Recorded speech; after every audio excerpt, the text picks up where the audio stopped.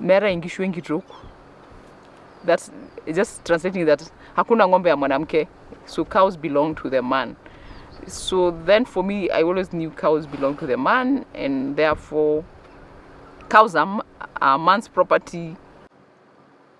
And now they are and now I have cows. I own cows. It's always, yeah, I own cows and make decisions that relates to cows.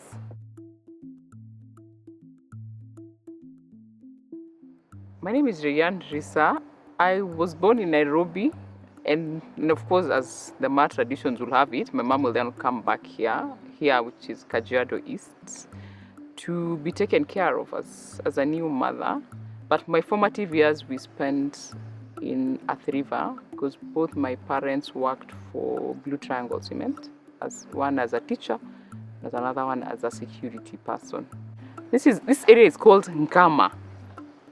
It's a part of Mashuru.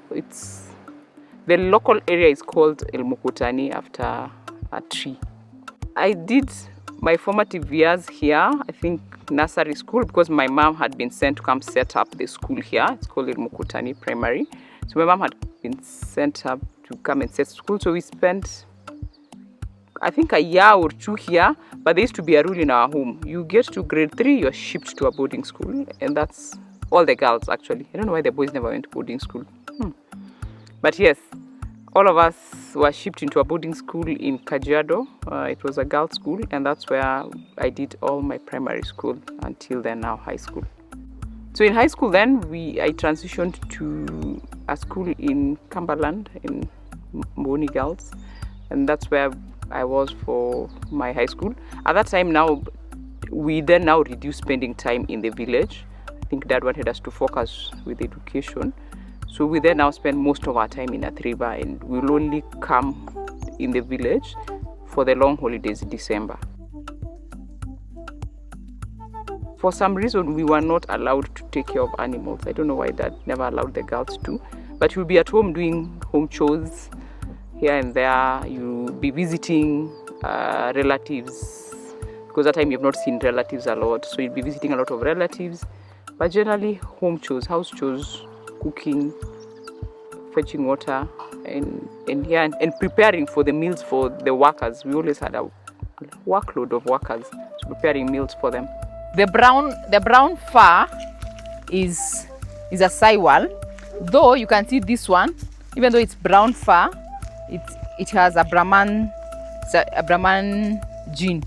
The black ones are still saiwals, but it means that they had a gene of a zebu. A grandmother or maybe a grandfather was a zebu. I think growing up, my father always, from day one, he always had these stories for, so and so's child went to university and did this and did and that. So from early on, I knew that, because the tradition here was girls will finish at least grade 8 and get married off, or for those who had gone a bit higher, grade Form 4, and they're married off.